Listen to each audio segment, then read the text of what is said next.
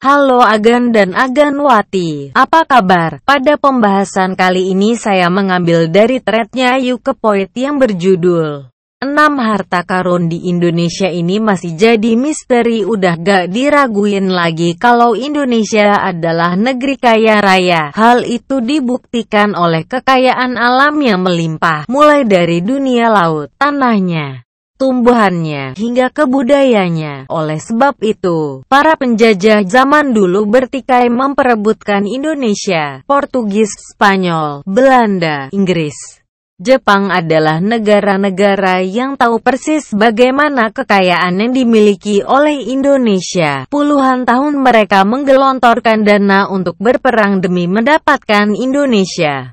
Kerennya negara kita jadi idaman negara lain. Akan tetapi, jauh sebelum bangsa penjajah tersebut mengetahui kekayaan alam Indonesia, kerajaan-kerajaan di Nusantara memang memiliki kekayaan yang sangat berlimpah. Harta yang mereka dapatkan berasal dari berbagai macam daerah hasil taklukan yang wilayahnya hampir mencapai seluruh Asia Tenggara. Namun anehnya, harta tersebut seperti hilang di telan bumi.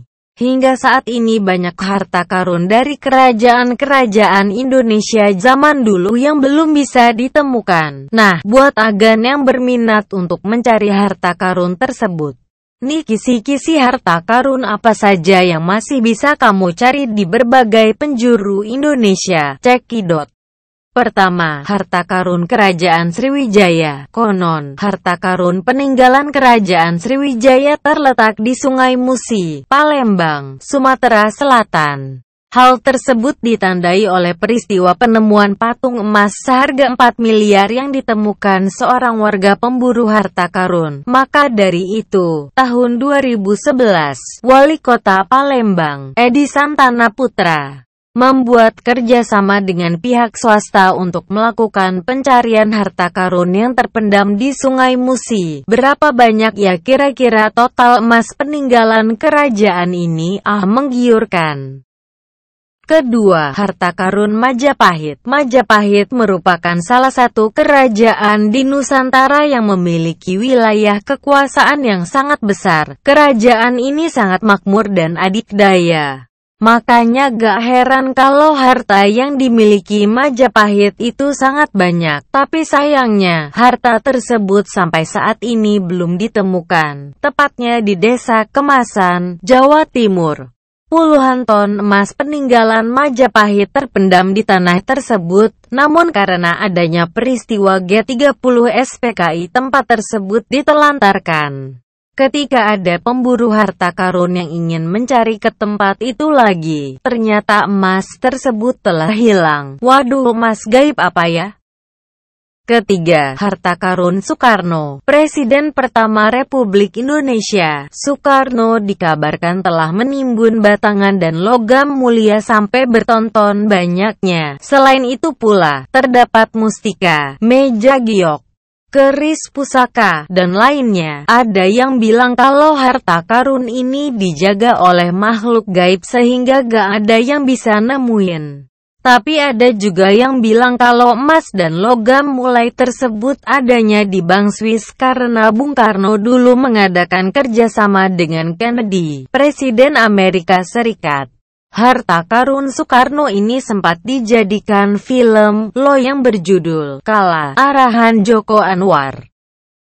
Keempat, harta karun Belanda di Gunung Salak. Karena ketakutan Belanda terhadap Jepang, mereka menaruh harta kekayaannya di Gunung Salak, Bogor. Konon, pihak Belanda ingin memiliki peta yang bisa mengarahkan mereka ke tempat penimbunan harta tersebut. Mereka ingin mengambil harta tersebut ketika Jepang mundur dari Indonesia.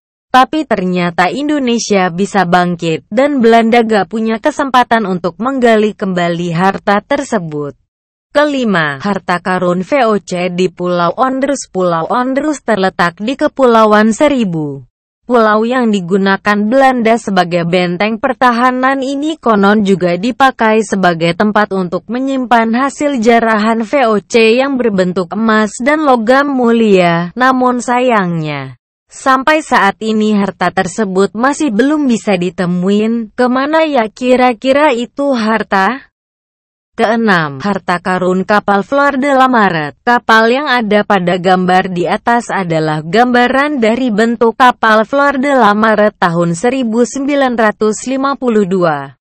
Kapal Portugis tersebut tenggelam setelah terkena badai di dekat Selat Malaka. Konon, kapal Flor de la Maret membawa 60 ton emas, permata, dan berlian. Kalau dikonversikan ke mata uang, kira-kira total harta karun itu sebesar 60 dolar miliar. Gila, banyak banget. Kalau beli cimol bisa cukup buat 30 provinsi tuh. Banyak kan harta karun yang ada di negara kita?